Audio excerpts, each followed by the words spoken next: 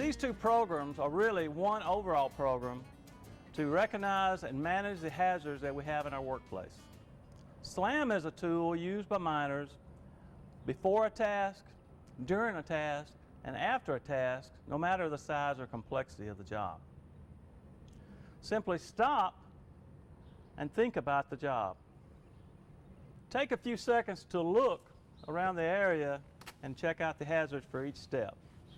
Then analyze if you have the proper knowledge, training, and tools. And finally, manage the hazards by removing or controlling them by using proper equipment.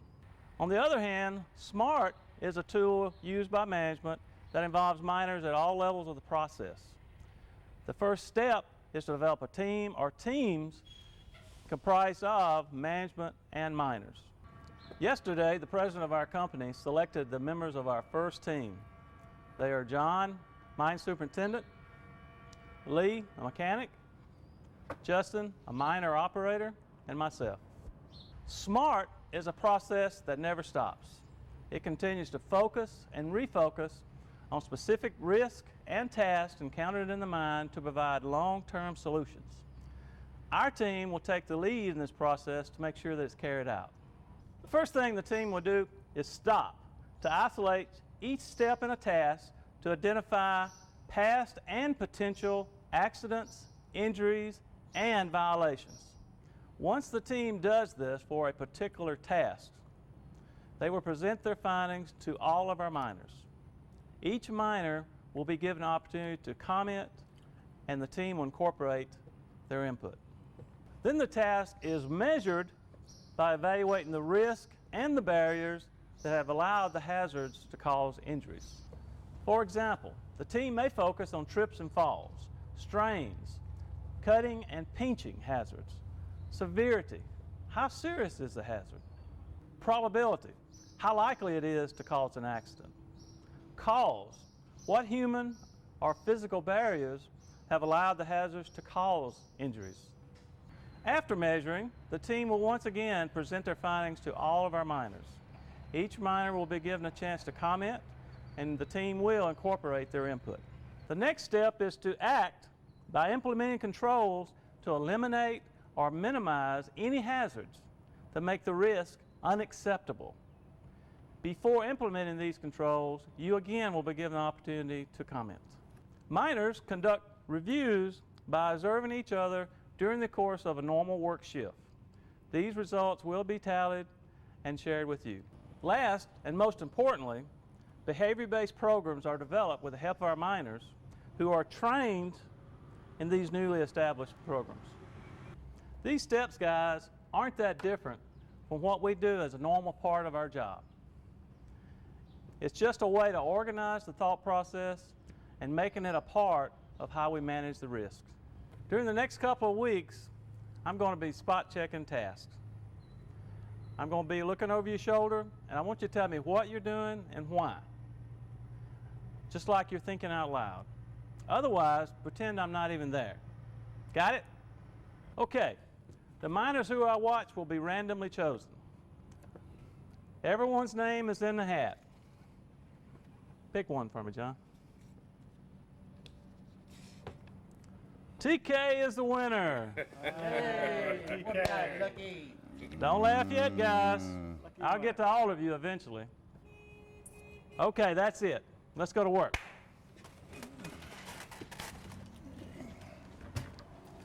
What are we gonna do this today? No time like the present. But I don't even know what I'm doing yet. Doesn't matter. We'll find out together.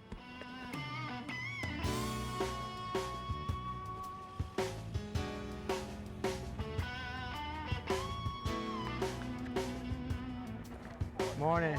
Good morning. Okay, everything's about normal. Artie, keep an eye on the pressure on that number 2 pump. They changed it over the weekend. Okay. Jerry, we'll be stockpiling over at B. Right. TK, you and your shadow can replace the guard at the second belt pulley. Now that's it. Now let's get to it. Get her done. Ready? Ready.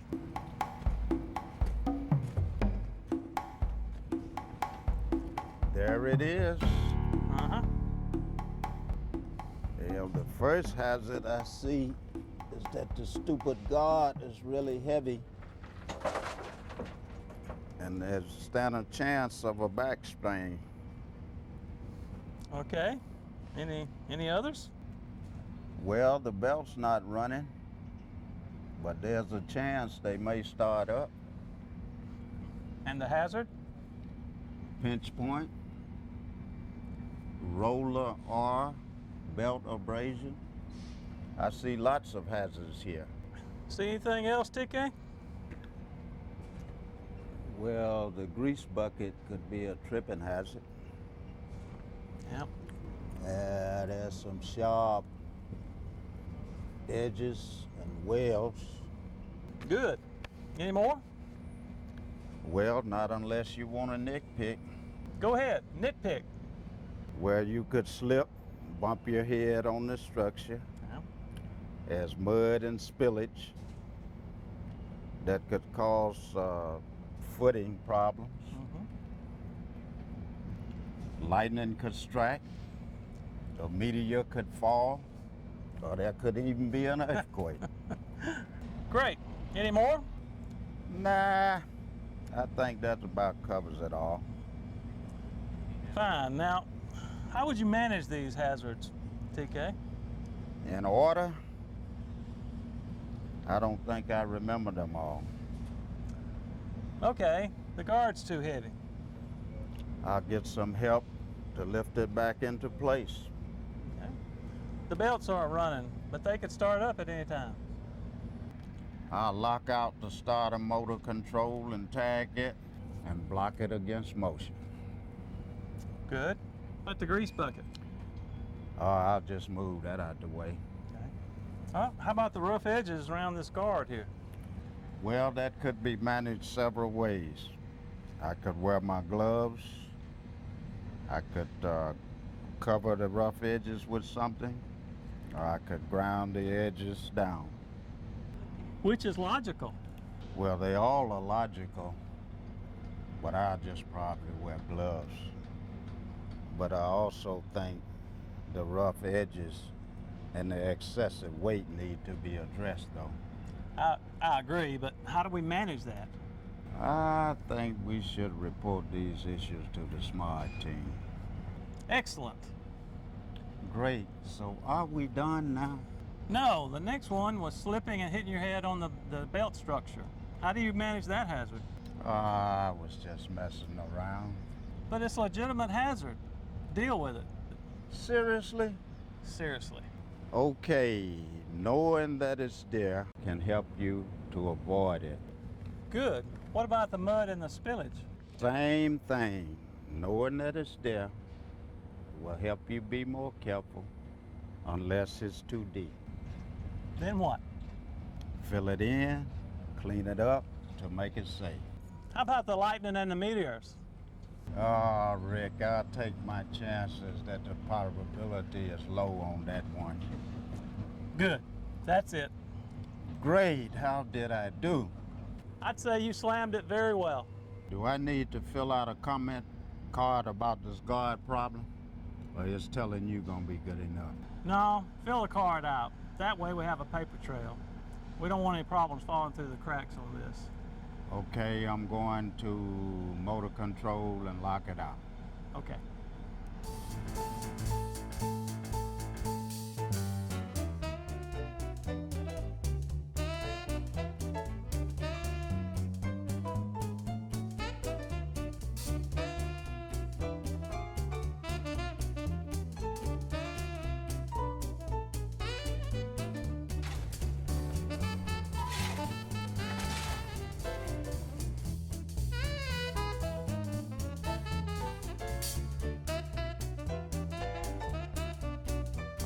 Okay, guys, this is our first SMART risk management team meeting.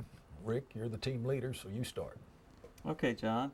First, I'd like to go through these comment cards. We received 7 this week, and I sorted them by degree of risk. The first one, actually the first 3, all concern guards on conveyor belts being left off. So I'd like to start with those. Okay, what should we do first?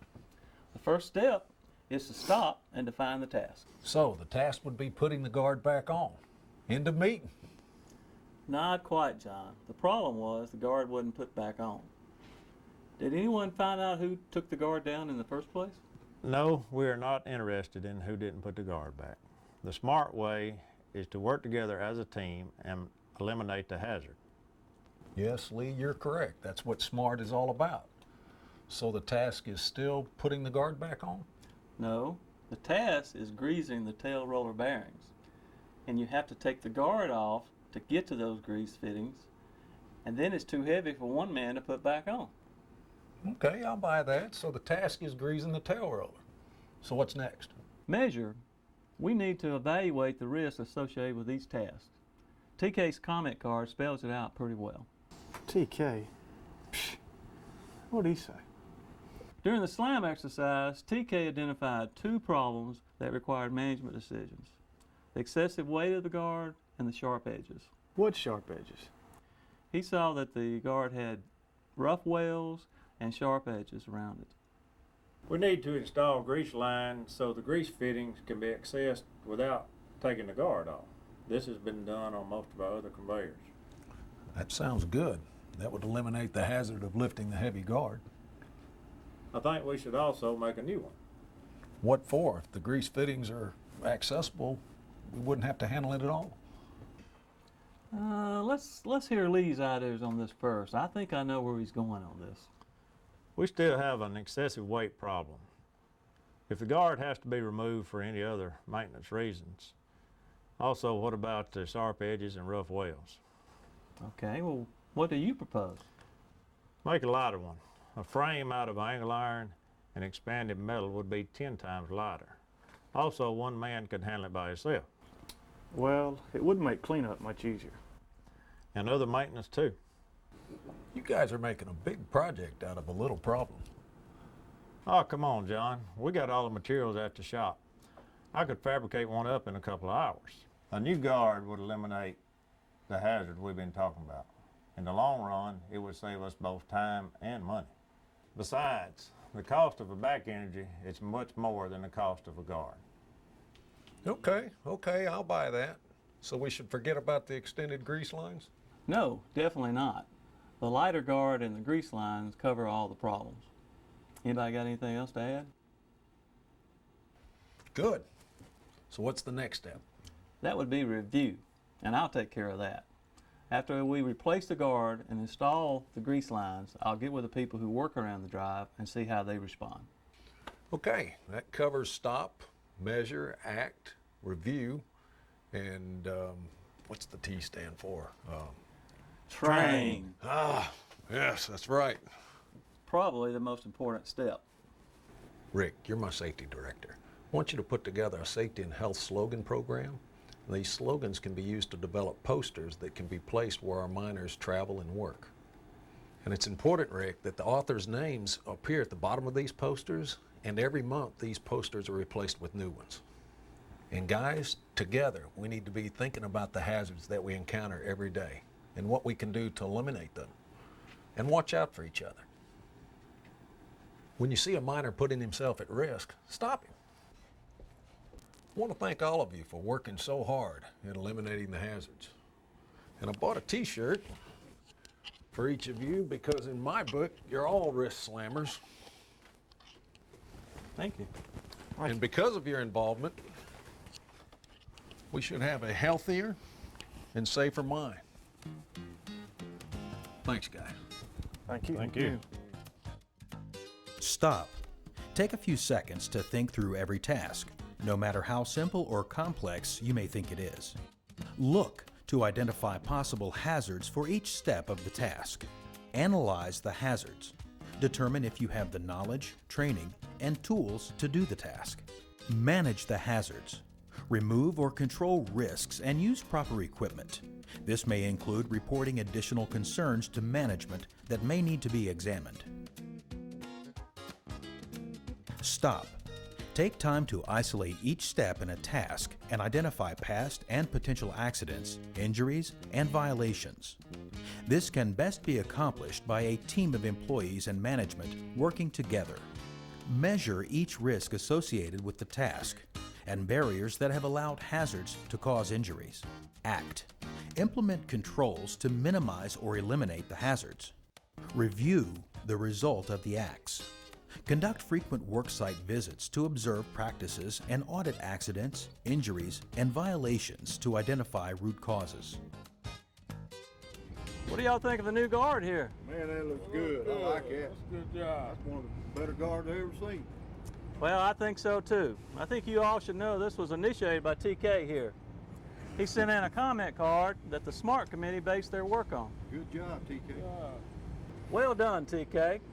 And on behalf of the entire SMART risk assessment team, we thank you. Thank you, Rick. Well, TK, it's your baby. Show them how it works. Train the miners. It's locked out. Develop a human factor-based action plan, One man can handle it. and then involve and train the miners. Grease fitting's good. Let's secure it. Well, that's the way it works. Incorporate all newly developed task training into the mine's training plan.